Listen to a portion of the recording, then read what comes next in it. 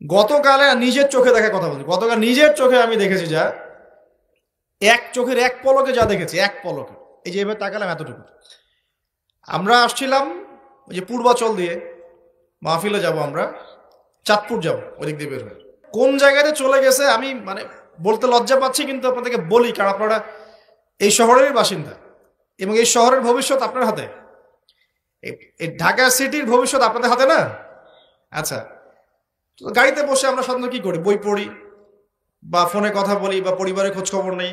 গাড়িতে বই পড়তে পড়তে চোখ লেগে যায় না অনেক সময়, তো চোখটাকে রেস্ট দেওয়ার জন্য জাস্ট একবার গ্লাসটা খুলে বাইরে তাকিয়েছি।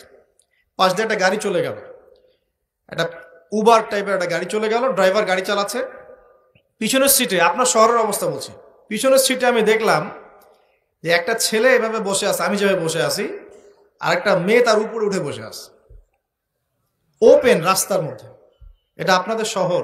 আমি যে বলি যে কিয়ামতের যত সায়েন্সগুলো আছে, নিদর্শনগুলো, সেগুলো মোটামুটি প্রকাশ পেয়ে গেছে সব শহরগুলোতে, আপনারা তো বিশ্বাস করতে চান না। নবীজি এটার কথাই বলছিলেন হাদিসে, যে কিয়ামত ততদিন পর্যন্ত হবে না যতদিন পর্যন্ত মানুষ গরু গাধার মতো রাস্তাঘাটে জেনা করবে না।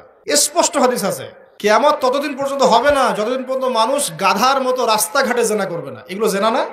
জেনা মানে কি শুধু ওই সেক্সুয়াল শারীরিক সম্পর্কই জেনা? দেখেন, ফ্ল্যাটে ফ্ল্যাটে জেনা হচ্ছে এখন, ফ্ল্যাটে ফ্ল্যাটে জেনা, মাদকদ্রব্য সেবন করছে, ধনির দুলাল, কোনো খবর নাই। একটা অসুস্থ প্রজন্ম তৈরি করছে আমরা, জানেন? এই প্রজন্মের ছেলেরা নাস্তা করে 12টা-1টার দিকে দুপুরে, এদের রাত হয় 12টা-1টা পর্যন্ত, ঘোরাফেরা করে, ফজরের নামাজের সময় ঘুমায়। ফজর নামাজটা পড়ে ঘুমায় না, কিন্তু ফজর নামাজের সময় ঘুমায়। উঠে দেখবেন 12টা-1টায় নাস্তা করে, 12টা-1টার দিকে। এরা সালাম দিতে লজ্জাবোধ করে, এরা সালাম দিতে লজ্জা পায়, পিতাকে সালাম দিতে লজ্জা পায়। হ্যাঁ, টাকটুর উপরে কাপড়, দাড়ি রাখা এদের কাছে মনে হয় ব্যাকডেটেড থিঙ্কিংস। হ্যাঁ, এরা পাপকে পাপ মনে করে না, মাদককে এরা স্বাভাবিক মনে করে, জেনাটাকে স্বাভাবিক মনে করে। ফ্রি মিক্সিং, জেনাটা খুব স্বাভাবিক, বয়ফ্রেন্ড গার্লফ্রেন্ড খুব স্বাভাবিক বিষয়, ঠিক আছে?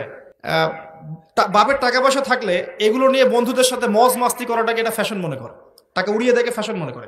ওই টাকা পয়সা কামাই করতে পিতাদের কত কষ্ট হয়েছে ওরা জানে না, পিতারা জানে। এই প্রজন্মের মেয়েরা দেখবেন পর্দাটাকে ব্যাকডেটেড থিঙ্কিংস মনে করে, চুল খোলা রেখে গেঞ্জি টি শার্ট পরে বাইরে ঘুরতে যারা পরিমাণ লজ্জাবোধ কাজ করে না, যারা পরিমাণ না। বিভিন্ন অকেশন আসলে দেখবেন মোমবাতি জ্বালিয়ে অগ্নি পূজা শুরু করে দেয়। হ্যাঁ, এবং কোনো কোনো ক্ষেত্রে সংস্কৃতির নামে এমন কিছু শিরকি কাজ করে যেগুলোর সাথে ইসলামের কোনো সম্পর্ক নেই। এরা জীবনে প্রতিষ্ঠিত হওয়াকে, বাইরে একটা ডিগ্রি সার্টিফিকেটকে নাজাতের ওসিলা মনে করে ফেলে। নামাজ, রোজা, হজ, জাকাত, ইসলামিক কালচারগুলা তাদের কাছে মনে হয় এগুলো শেষ বয়সের কাজ, এই বয়সে করার দরকার নেই। আমরা একটা অসুস্থ প্রজন্ম তৈরি করে যাচ্ছি। আপনি সালাম দিয়ে দেখেন উত্তর দেয় না, সালাম দিলে সাই বোধ করে, সালাম দিতে মনে হেড হয়ে যাচ্ছে মাথাটা। কি লজ্জা, সালাম দিতে কি লজ্জা।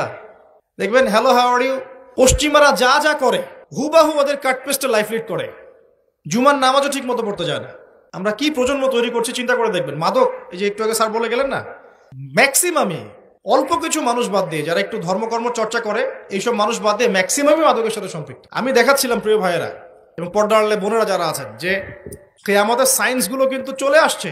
এখন এই প্রজন্মের দায়িত্ব কিন্তু আপনার হাতে। এই প্রজন্মের দায়িত্ব কার হাতে বলেন? এই শহরের দায়িত্ব কার হাতে? শুধু কি আলেম ওলামার হাতে? শুধু কি প্রশাসনের হাতে? এই শহরকে আপনি পাপমুক্ত করবেন কিভাবে?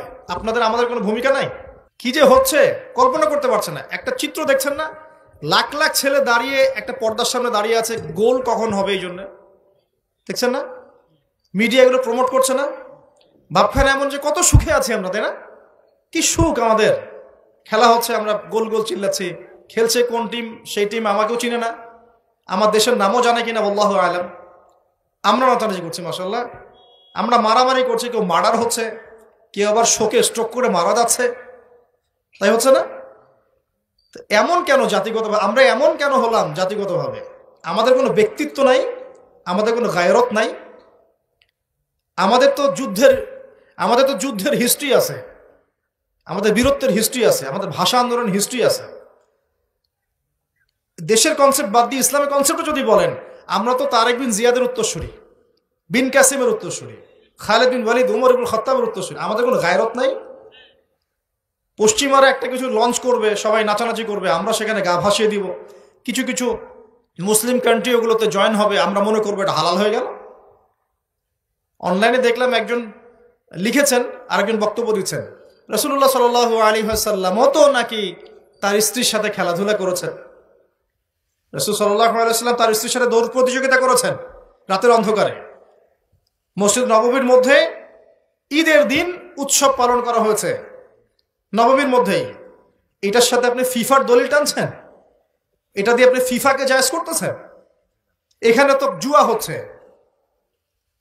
একটা মুসলিম কান্ট্রি কাতার যা অ্যারেঞ্জ করেছে, এই অ্যারেঞ্জমেন্টটা অন্য আগের সব অ্যারেঞ্জমেন্ট হচ্ছে বেটার, কারণ সে তার মধ্য দিয়ে ইসলামের প্রচার করার চেষ্টা করেছে, সে তার জায়গা থেকে চেষ্টা করেছে, কিন্তু মন্দের ভালো, এর চেয়ে ভালো কিছু করা সম্ভব ছিল না এখানে। সে যতদূর পর্যন্ত পেরেছে ট্রাই করেছে, এবং সে কিন্তু ছোট রাষ্ট্র হলেও অনেক বড় বড় ওয়ার্ল্ড অ্যাফেয়ার্সের বিষয়ে সে মাথা ঘামায়। আমাদের ঢাকার সমান আয়তন হবে কিনা সন্দেহ আছে, ঢাকা বিভাগের সমান হয়তো আয়তন হবে। সে ওয়ার্ল্ডের বড় বড় জিও পলিটিক্যাল বিষয়ে সে মাথা ঢুকায় এখন। হ্যাঁ, সে তার সর্বোচ্চ চেষ্টা করেছে, কিন্তু এর মধ্য দিয়ে যে সারা বিশ্বে কোটি কোটি যুবক তাদের হায়াত নষ্ট করছে, তাদের যৌবন নষ্ট করছে, তাদের রাতের ঘুম ইবাদত নষ্ট করছে, হ্যাঁ, আপোষে দ্বন্দ্বে লিপ্ত হচ্ছে, বিধর্মীদের কালচার ফলো করছে, ওদের ফ্ল্যাগ টাঙাচ্ছে। আমার দেশের মধ্যে, স্বাধীন সার্বভৌম রাষ্ট্রের মধ্যে অন্য একটা রাষ্ট্রের পতাকা তুলবো কেন? আমার গায়রত নাই?